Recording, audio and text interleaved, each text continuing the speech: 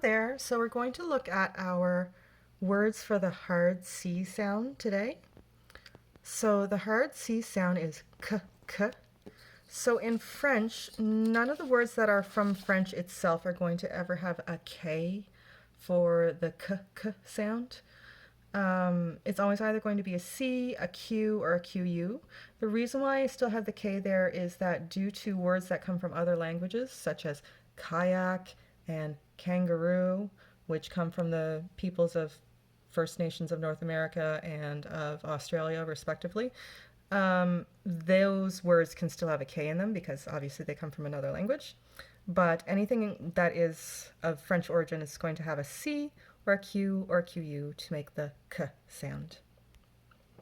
And we talked about this last week, but C's followed by A's, O's, and U's are going to be the ones that make the K sound.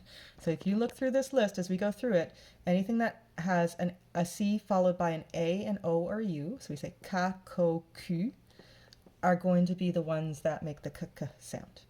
And there are some exceptions, such as garçon, which is a C followed by an O, which ordinarily would say garçon.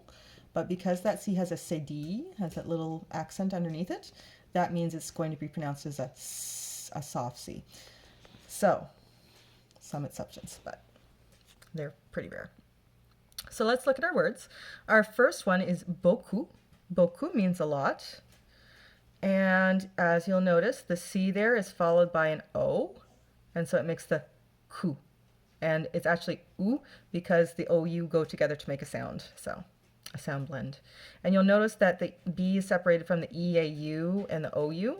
And the reason for that is that the B is making its own sound, the EAU is working together to make the O sound, bo. And then the C is working on its own, and then you have the OU. And of course the P is silent, so it's going to be in parentheses, because it's the silent letter. So, j'ai mangé beaucoup de bonbons. I ate a lot of candies. J'ai mangé beaucoup de bonbons. Our next one is the word cacher, which means to hide. And you'll notice the CH in this one can be really difficult for students to work with. It's going to be, it's another sound that we cover separately, shall, sha. The CH makes the sh, just like SH in English, but in French it never makes ch. We have that kind of like ch sound. In English they don't have that in French. And so it's SH instead of C, or instead of the ch. So we have a C though at the start of this word that's followed by an A, and we know what the C followed by an A makes. It's a ka. So, où vas-tu cacher pendant le jeu de cache-cache? Where are you going to hide in the hide and seek game? Our next one is combien. Combien means how many. And you'll see on can be spelled O-N or O-M. And so you're going to see that that's another sound blend, on, O-M. And then ien, I-E-N, combien. Okay. So that's why those letters are together in the second version of the word. So we have it first just as the word, and then we have it separated into its sounds, and then we have its meaning in English. So our sentence is combien de frères as-tu? Combien de frères as-tu? How many brothers do you have? The next one is comme. Comme means like, but only in situations of comparison. You can't say it to say that you like something, but you can say that something is like something else, or a person is like another person. So our sentence is, comment fais-tu cette question? How do you do this question? Comment fais-tu cette question? So again, here we have C followed by an O. So k, k. Next one is courir, to run. And it's a C followed by, in this case again, an OU. With that O in there makes it the hard C. So, les chevaux peuvent courir très vite. Horses can run very fast. Our next one, cours. This is run, but it's I run or you run. So instead of C-O-U-R-I-R, which is the infinitive, to run, then we have C-O-U-R-S, which is I run or you run. So the sentence for this one is Je cours avec l'équipe de course de fond à l'école. I run with the cross-country team at school. Zoom out there. All right, and then our next one is cool again. So the C-O-U-R-S and the C-O-U-R-T are spelled or are pronounced identically, even though they're spelled differently. You'll notice both the S and the T there are in the parentheses, so that's why it sounds identical, because they are not pronounced and they are the only different part. So for this one, it is he runs or she runs. So il court ou elle court. So we have il court très vite as the sentence. Il court très vite. He runs very fast. And then the next one, jusqu'à. Jusqu'à doesn't have like a perfect translation. It usually means until, but sometimes to or as far as, and it has a few others. So generally it means until. So our sentence here is La journée d'école dure jusqu'à 3h05.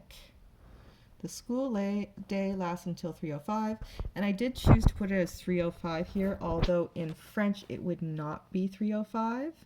It would be 15:05 because they go by what we would call military time, but I thought that might be a little bit confusing for students, so I just didn't put that in there. Lorsque, so this one and the last one both had a Q to make the k sound, and both of them had QU actually. And then we have, so lorsque means when, but not if you're asking a question. So you can't say like, when is, when is it time to go home? You wouldn't say lorsque, say that it's not. So when is used not as a question, then it can be lorsque. Let me see here, I just got the word there. So, yeah, when you're using quand, like when as a question, it needs to be quand. But if it's not a question, then it can be lorsque. Like when we go to school. Je vous verrai demain, dit l'enseignante. I'll see you tomorrow, said our teacher. And then our next one is presque. And that means almost. And so it's J'ai presque fini mon travail, dit l'élève. I'm almost done my work, said the student. J'ai presque fini mon travail, dit l'élève. So there again you have the QU. Oh. And then we have que. Il me faut que je souvienne de mettre mes mitaines. Que.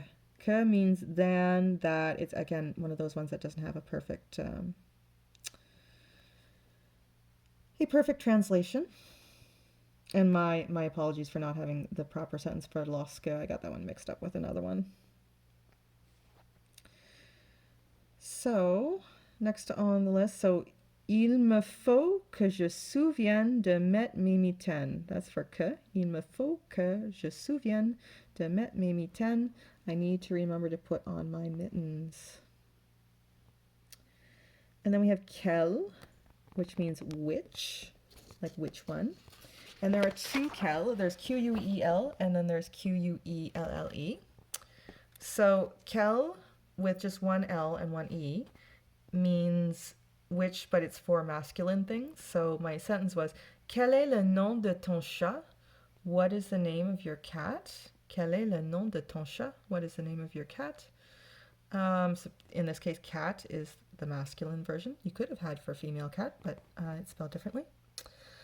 So our next one, quel, is the same thing, which, but is used for feminine words, before feminine words. So, quelle chaise veux-tu? What chair do you want? So, chaise is feminine, so we have to put Q-U-E-L-L-E. All right, and those are our words for the week.